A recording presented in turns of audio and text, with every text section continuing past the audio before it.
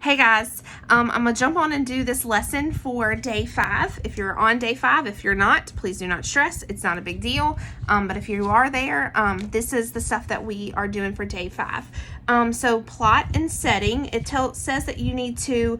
It says what is the problem your character is facing, how is the problem solved, and how does the character feel when the problem is solved. Okay, so we're gonna do the work out of a bike like Sergio's and think about our characters. Well, our main character in our book is Ruben, and this is Ruben. And as we know, Ruben is really wanting a bike like Sergio. Okay, when we read through this book, I don't know if you noticed, but there was a couple things that you should have picked up on. One thing was Sergio has money. His family has money. Ruben's family does not have money. They don't have money for extra things like a bike. One of the clues that we got was when he goes home and his mom is, let's see, where's the part? Hold on, let me find it in the book. Stays tuned. She's making a grocery list and she walks her finger through the cash in the wallet. So imagine like she's like counting the money in her wallet and she crosses things off her list. That means that she didn't have enough for all the things on the grocery list.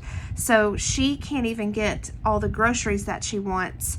So they definitely don't have money to spend on a bike like Sergio, who has all the money. So one of the big problem that Ruben is facing is that he really wants this bike. His birthday's coming up, and his family doesn't have the money. But something really crazy happens.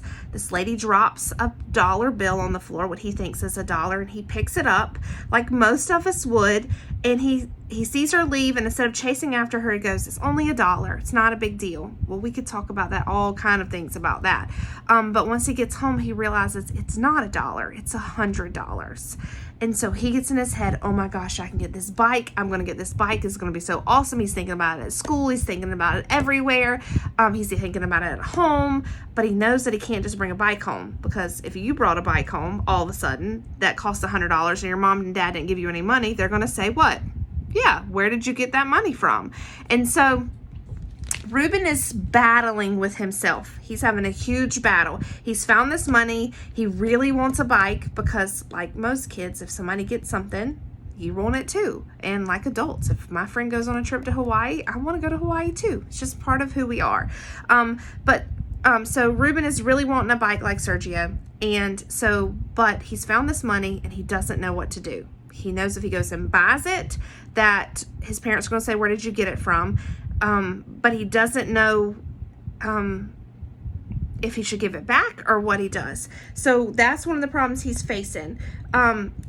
He decides he's going to tell him about it later, but he has to go to the grocery store for his mom that day to get some juice. And while he's at the grocery store, lo and behold, who does he see? The lady in the blue coat.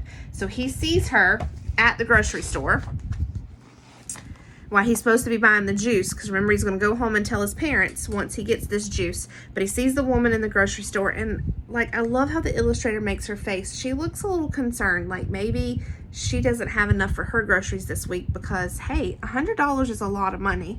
And so you could see his face, you can see the change coming in that heartstring of, oh my gosh, I have her money and I probably should give it back to her. And so he made that decision. So he goes running out the door. He catches up to her. He asks her, hey, did you lose $100? And she says, yes, I did. And he hands it to her. Okay. So the problem is solved because he runs into her in the grocery store and he decides to give it back to her. But the last part is, how does he feel afterwards? Look at this face. How do you think he feels? I'd like to say he feels very proud for what he did, because he knows that he did something right. Another clue that I know he was very proud was he went home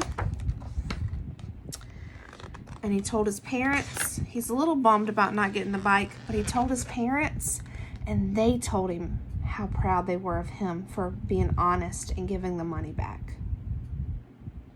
So at the beginning, he's feeling a little what's the word?